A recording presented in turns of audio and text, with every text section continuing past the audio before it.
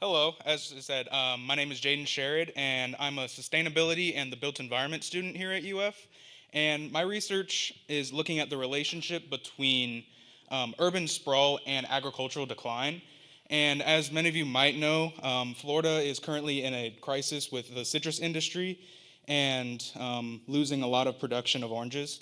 But this is not just an issue that is happening in the state, but it's pretty personal to me, as my father has been working in the citrus industry for 30 years in agronomy, and unfortunately he was laid off recently, so because they're just not needing his position anymore.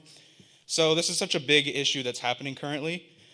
But orange production in Florida has dropped by about 90% in the last 2 decades, and we are no longer the country's flagship orange producer, and we used to be the world's flagship orange producer, but not anymore. So if you've ever driven through Florida recently, you might have seen abandoned orange groves or previous orange groves that have a sign for new apartments or new housing coming in. And this shift is being accelerated by rapid population growth, as well as more people just moving to Florida.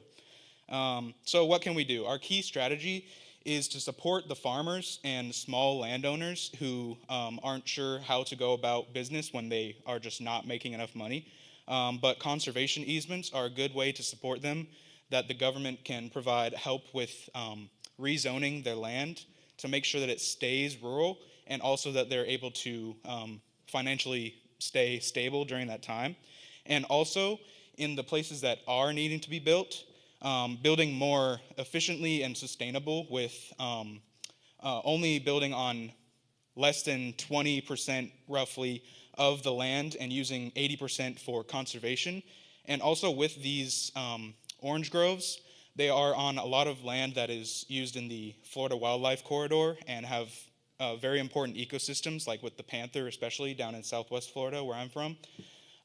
So making sure that not taking up too much land on each property that is going to be built, unfortunately, is a good way to go about that, and also making sure that these companies are being held accountable for what they are doing. But ultimately, the question isn't whether growth will happen, it's how we choose to manage it. And this issue is such a big set of many different factors that go into it, but I'll be here tomorrow to present a poster as well if you have any questions. Thank you very much.